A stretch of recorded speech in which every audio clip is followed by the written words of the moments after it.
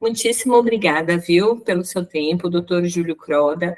Eu queria começar perguntando aqui para quem vai nos assistir ou quem vai ler o nosso texto, quais são os próximos passos desse projeto de Dourados, que ele já começou muito bem, né? Pelos dados que eu vi aqui, em 15 dias já foram aplicadas 10 mil doses de vacina, né? Então, parece que a meta de 150 mil doses pode ser cumprida, né? Imagino que vocês estejam pensando nisso.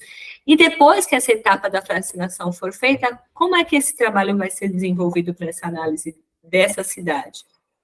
Então, primeiro a gente tem que atingir esse primeiro objetivo, né? Uhum. Vacinar pelo menos 60%, 80% da população, para que a Uhum. gente possa, nos próximos anos, seguir o impacto dessa vacinação. Esse estudo tem como objetivo avaliar o impacto da vacinação em massa. Se a gente não tiver uma vacinação em massa, a gente não consegue avaliar esse impacto. Então, o ideal é que a gente atinja 80% de cobertura, mas se atingir 60%, a gente consegue gerar algum tipo de análise com esses dados, né?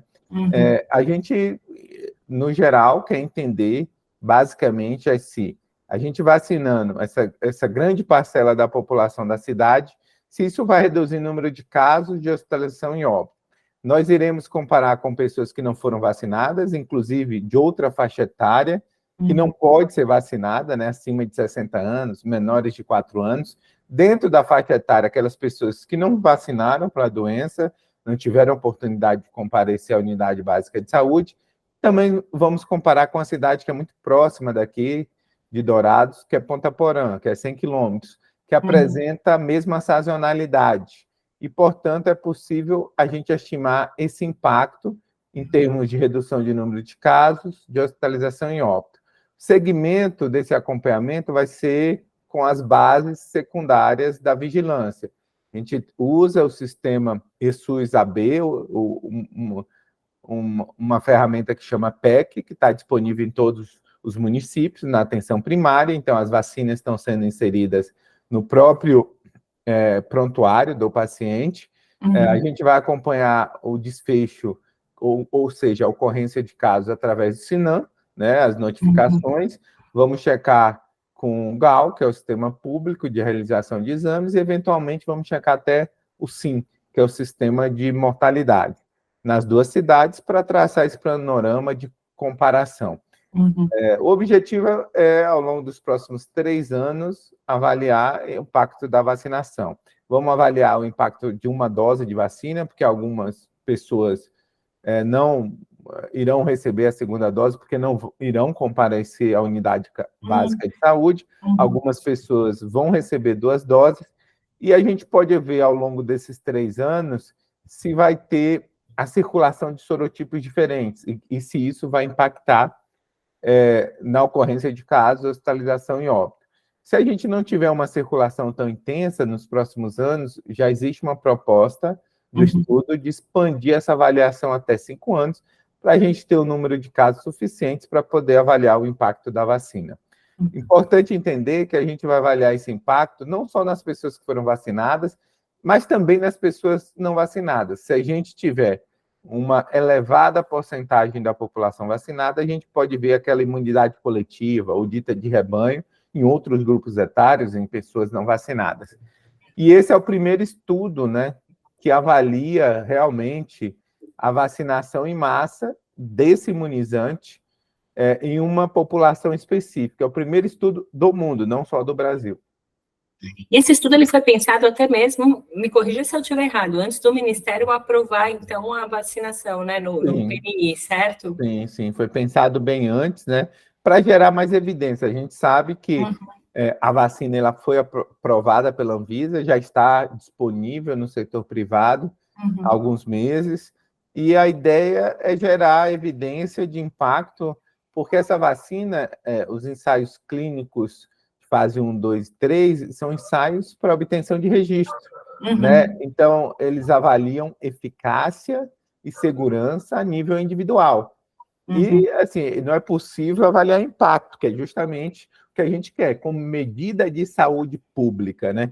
A redução, porque a vacina tem uma eficácia extremamente elevada para prevenir formas sintomáticas. Isso, de alguma forma, pode impactar na circulação viral, pode gerar imunidade coletiva.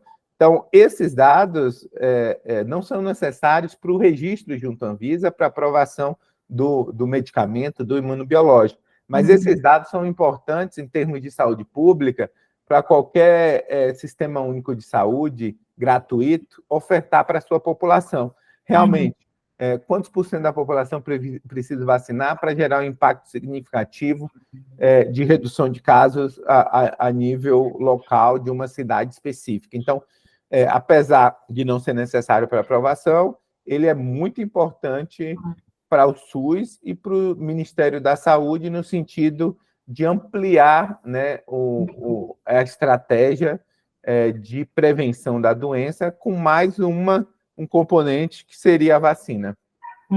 Ainda mais agora, né, que enquanto tem um imunizante, né, porque parece que vão vir outros, né, tem um já em estudo que vai chegar em 2025, essa é a previsão, né, que vai aumentar essa oferta, né? Tem a Qdenga, assim, a oferta dessa vacina vai ser escalonada, então eles têm uma oferta, ofereceram ao Ministério agora, a gente vai poder vacinar 3,2 milhões de pessoas, ano que vem, eventualmente, um pouco mais, 5, 6 milhões de pessoas, mas isso não traz um impacto real em termos de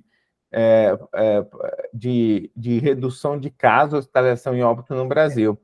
Então, assim, a gente vai precisar não só dessa vacina, que é de 2 doses, né, a Qdenga, que é da Takeda, mas também do Instituto Butantan, que está em fase final de conclusão do seu imunizante, deve estar encaminhando a Anvisa até outubro para obter registro, 2025, eventualmente, iniciar a sua produção para disponibilizar ao Ministério da Saúde em 2026. Então, assim, a gente tem uma população de mais de 200 milhões de brasileiros. A dengue acomete qualquer faixa etária, né, e qualquer classe social. Então, assim, na verdade, todos, eventualmente, vão precisar se vacinar, mas a gente tem uma limitação da produção. E os laboratórios públicos nacionais, principalmente o Instituto Butantan, têm um planejamento de, eventualmente, se tiver a demanda, ampliar essa oferta, chegar também a 50 milhões de doses produzidas anualmente, que realmente vai ser muito bom, por ser uma vacina de dose única, né? Então, preço menor, uma cobertura maior. Então, a gente tem uma esperança que o cenário, que muito provavelmente para 2024, 2025, é um cenário muito limitado da oferta de vacina. A partir de 2026, a gente possa ter uma mudança desse cenário e a gente possa expandir essa imunização para o maior grupo populacional. E o timing é perfeito, porque aí os primeiros resultados do estudo já vão estar saindo, né, de 2026, 2027, daqui a 3 anos, né? Exato. Agora, eu estava vendo o seu LinkedIn, doutor Croda, e o senhor compartilha bastante sobre esse caso de Dourados, e está muita palavra revolucionário, quanto isso está sendo revolucionário, e seus pares até comentam que está sendo um sonho, né, essa vacina ser aprovada logo para fazer parte do PNI.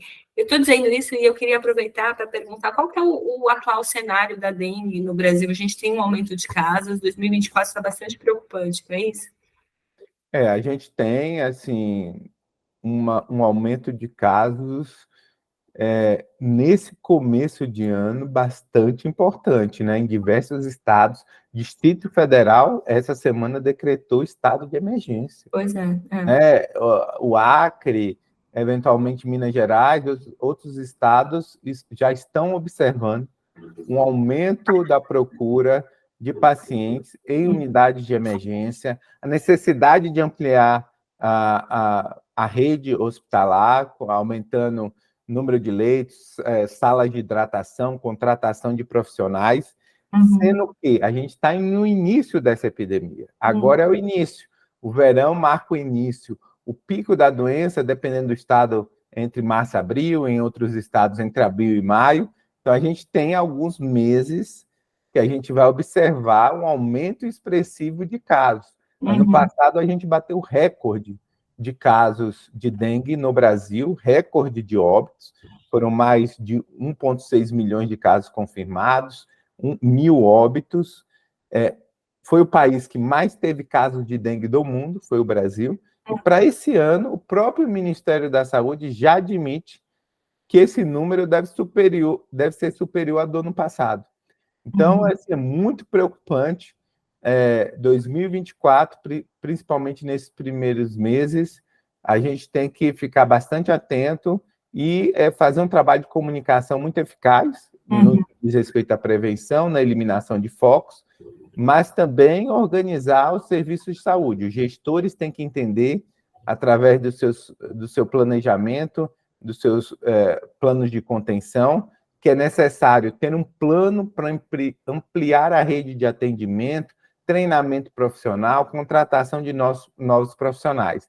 A dengue mata por falta de hidratação, né? Nos casos graves, principalmente os casos com sinais de alerta. Então, é importante entender que a melhor medida para evitar óbito é o atendimento precoce e adequado. E falando um pouco desses métodos preventivos, eu estava até conversando com algumas pessoas que já estão nos hospitais e que dizem que conforme aumenta a demanda, até a testagem não é feita, tem os sintomas clínicos e já vai direto, né, para o tratamento efetivo. Pergunto isso para saber qual que é a importância da testagem, então, num período como esse que a gente vai enfrentar. Então, a testagem ela tem que ser feita no início de uma epidemia. Então, o gestor local do estado, do município, da região de saúde, é necessário que essa testagem seja feita de forma rotineira no início de uma epidemia, no momento que você já tem um número elevado de casos, onde a maioria dos casos, com aquela síndrome febril, é dengue, não é necessário uma testagem de rotina para todos os casos. O que é importante? A vigilância genômica, né? Em uma amostra, né, por região, por cidade, por macro-região de saúde, por estado.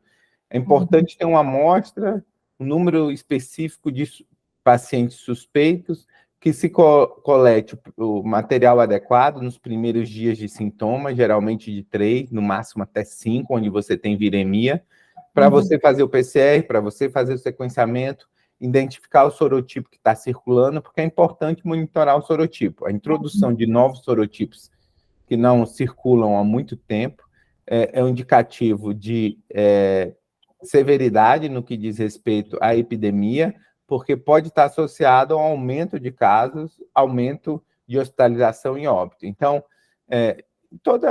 em todo monitoramento, não só de dengue, mas de outras epidemias, também é importante ter essa noção, né? Já não é custo efetivo testar todo mundo quando você tem já 90% daqueles casos suspeitos, né? Com aquele quadro sindrômico sendo dengue, né?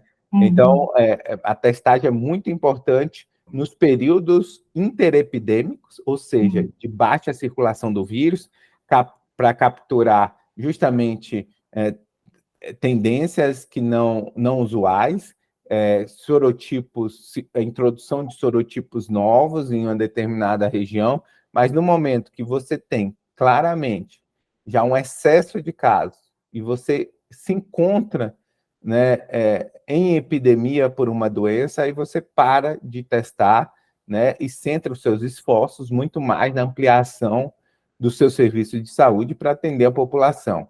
Lógico que, quando a gente fala de testagem, né, a gente tem outras arboviroses, que os sintomas são similares, Zika, chikungunya. É importante sempre a gente ter uma parcela da população testada, mas não necessariamente todos, para a gente entender essa circulação. Se numa região você tem co-circulação ao mesmo tempo de Zika, chikungunya, Oropush, Maiaro, em Manaus, por exemplo, está tendo essa circulação, aí é super importante a gente testar. Muda a conduta? Eventualmente não vai mudar, né? Principalmente para essas arboviroses, né? Dengue, Zika, chikungunya, Oropush, Maiaro, a gente não tem um antiviral específico que vai dar para o paciente, não tem um tratamento específico. Então, observar os sinais de alarme, fazer a hidratação adequada, internar se necessário. Então, é por isso que a gente fala num diagnóstico sindrômico, porque não existe tratamento diferenciado para essas arboviroses na fase aguda, né? Uhum. Não, por falar em sorotipo, a cidade de São Paulo, capital, teve o sorotipo 3 detectado, era um sorotipo que não aparecia aqui há muito tempo, né? Voltando um pouquinho para o estudo também vai avaliar isso, né? Porque a vacina, ela protege contra os 4 sorotipos, mas vocês vão olhar isso com mais atenção, certo? A vacina, os estudos clínicos que foram conduzidos até o momento mostram que a vacina é extremamente eficaz. E o estudo foi realizado na América Latina e no Sudeste Asiático. Nessas duas regiões, durante o período da avaliação da vacina, circulou mais sorotipo 1 e 2, um pouco de sorotipo 3 e quase nenhuma circulação de sorotipo 4. Então, assim, a gente tem alguns dados de acompanhamento a longo prazo para sorotipo 3 e 4, principalmente em pessoas que já tiveram dengue, né? E nessas regiões a dengue é endêmica, então a gente tem um N suficiente para fazer essa avaliação, mas nos soronegativos, que geralmente são as crianças, né, que estão adquirindo a infecção pela primeira vez, logo na infância, a gente tem um N muito pequeno, principalmente para o sorotipo 3 e 4. Então, os estudos de fase 3, eles não tiveram poder suficiente para avaliar eficácia e segurança para o sorotipo 3 e 4. Então, é necessário estudos complementares de fase 4, que são esse tipo de estudo que a gente está conduzindo em Dourados, e se eventualmente tiver a circulação do sorotipo 3 ou 4, a gente pode estimar a efetividade, porque efetividade ela é uma estimativa da eficácia, só que em vida real, né? Então, nosso objetivo também é avaliar a efetividade para os diferentes sorotipos, mas desde que exista a circulação de um sorotipo específico, nesse caso, 3 e 4, que os ensaios clínicos não foram suficientes para gerar dados de eficácia, principalmente nas pessoas soronegativas, né? Entendi. Vai ser muito interessante de acompanhar tudo isso, viu? De verdade. Agora, falando um pouquinho dessas novas tecnologias, né? A vacina, até me corrija se eu pronunciar errado, o Wolbachia, né? Que é o projeto da Fiocruz, né? Tudo isso é muito legal, muito importante. A minha pergunta é se isso, em alguma medida, vai mudar a prevenção no sentido do controle vetorial. Isso não muda, né? Porque ainda não foi instituído como política de saúde. A gente precisa acelerar essa ponte entre a inovação tecnológica e a incorporação dessa inovação no Sistema Único de Saúde como uma estratégia de prevenção. A gente deu um exemplo claro. Nós temos uma vacina extremamente eficaz, só que essa vacina não tem dose suficiente para todo mundo. Então, no final, o impacto vai ser limitado. Por exemplo, a Wolbachia, o Ministério da Saúde começou o investimento em 2020, ampliou esse investimento em 2023. Hoje em dia, esse projeto da Fiocruz, essa parceria com a Fiocruz e Ministério, ela já abrange 11 cidades, 7 milhões de pessoas estão nessa estratégia de inovação de controle vetorial, mas ainda um público bem pequeno, comparando com mais de 200 milhões de pessoas no Brasil. Então, assim, a gente ainda tem que adotar a principal medida de prevenção. A principal medida de prevenção é eliminar os focos do mosquito intradomiciliar, que corresponde a 70% a 80% dos focos. E a eliminação dos focos depende da população, de fazer inspeção no seu domicílio, na água parada, fechar suas caixas de água, né, seus reservatórios, eliminar as águas paradas em pratos de planta, em materiais inertes, pneus, né? Então, é um trabalho que tem que ser feito toda semana, e tem que ser feito não só por você, mas por toda a comunidade. A dificuldade de qualquer intervenção que mude hábito, né? Ou seja, introduza um novo hábito de verificar semanalmente foco do mosquito, porque se você não verifica semanalmente, você pode favorecer a proliferação do mosquito, porque o ciclo do mosquito é de uma semana. Isso é muito difícil. Tem estudos mostrando que a efetividade dessa mobilização e intervenção é em torno de 30%. né? Então, assim, é a única estratégia que a gente tem de prevenção e a efetividade dela não é tão elevada. Então, Pois a é. gente está num cenário que a gente bate recorde ano a ano de dengue, de arbovirose, muito associado às mudanças climáticas, à expansão do mosquito para regiões que antes não existiam a doença. A gente não tem uma medida de prevenção eficaz. A gente tem uma única medida que reduz em 30%, eventualmente, a incidência da doença. É muito pouco. Então, a gente precisa de mais investimento em inovação e tecnologia e incorporação dessas inovações e tecnologias no nosso dia a dia para a gente ter ferramentas mais adequadas de prevenção da doença. E nesse sentido, o Brasil tem tudo para ser uma vitrine, né, dessas medidas, né? Pelo Não tenho elevado dúvida número de disso, casos, né? O né? Brasil ele vem investindo na inovação. O Brasil é o país que mais implementou essa metodologia. Ainda falta tornar essa metodologia mais comercial. Ela é uma parceria entre o Ministério e a Fiocruz. Isso tem que virar um produto comercial do ponto de vista de oferta do serviço.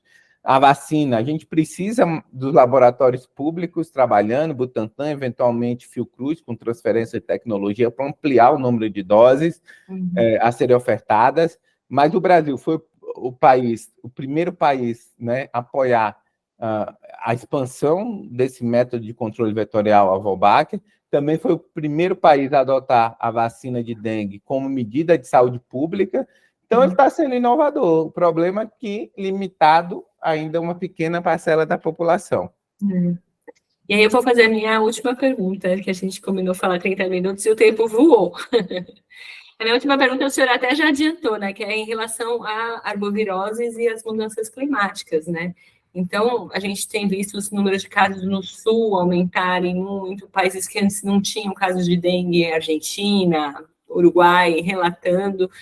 No futuro, o que a gente precisa fazer como medida geral, como população e como políticas públicas? Assim, primeiro, claramente, é constatar que a gente tem agora dengue no Rio Grande do Sul, antes não existia, que a gente tem dengue no norte da Argentina, a gente tem chikungunya no Uruguai, a gente tem dengue no sul da Itália. Então, assim, a gente está tendo expansão. A dengue, as arboviroses como um todo, né? Dengue, zika e chikungunya, qualquer doença transmitida por arbovirose, claramente está associado com essas mudanças climáticas. Então, talvez, da minha área, por exemplo, de doenças infecciosas, seja a doença que mais está associada a essas mudanças climáticas, porque o mosquito da dengue ele favorece muito com o aumento da temperatura, com esses fenômenos extremos. Então, constatar que as mudanças climáticas vão influenciar diretamente na saúde e as arboviroses é prova disso, né? Então, lógico, primeira coisa é entender isso, né? E como que a gente pode reverter esse processo. Segunda coisa é melhorar a nossa infraestrutura a longo prazo, né? Porque o Brasil tem mais dengue que outros países subtropicais? Porque a gente teve uma mudança demográfica importante, muitas pessoas saíram da zona rural, foram para a zona urbana, sem condição, sem infraestrutura adequada de saneamento, mas principalmente de oferta de água adequada, de coleta de lixo, que favoreceu e favorece os reservatórios. A gente encontra muito mais reservatório em comunidades carentes do que em regiões que têm esse serviço de oferta de água regular. Então, melhorar a nossa infraestrutura dos serviços básicos, né, de saneamento básico para a população. Isso também, de alguma forma, pode reduzir a carga da doença. E, por último, realmente é investir em ciência, inovação, para a gente, de alguma forma, ser mais eficaz e a gente vencer essa guerra contra o mosquito, contra a dengue. Novas metodologias de controle vetorial, novas vacinas, não só para dengue, Butantan está desenvolvendo vacina para chikungunya, eventualmente nós teremos zika para gestantes, prevenir a microcefalia, investir em antiviral específico para essas doenças. Está sendo desenvolvido em fase 2, um antiviral para dengue, da Johnson. Os dados são muito promissores, mas a gente tem que ter para a chikungunya, que está associada à cronicidade, a única arbovirose que pode cronificar, né, apresentar artralgia, os pacientes podem apresentar artralgia por um longo tempo. Então, assim, reconhecer que a arbovirose cada vez vai acometer o maior número de pessoas, justamente por conta dessas mudanças. É necessário um trabalho de infraestrutura, inovação e tecnologia, e a incorporação dessa inovação e tecnologia para a maior quantidade possível da população brasileira, para que a gente possa, de alguma forma, no futuro, reduzir o número de casos, reduzir o número de hospitalizações e óbitos. É muito trabalho pela frente, né? Com certeza. Mas o Brasil tem a oportunidade, né, como você falou, né, de liderar esse processo, não só aqui internamente, mas para o mundo, apresentando essas inovações tecnológicas que podem ser implementadas em outros países. Verdade mesmo.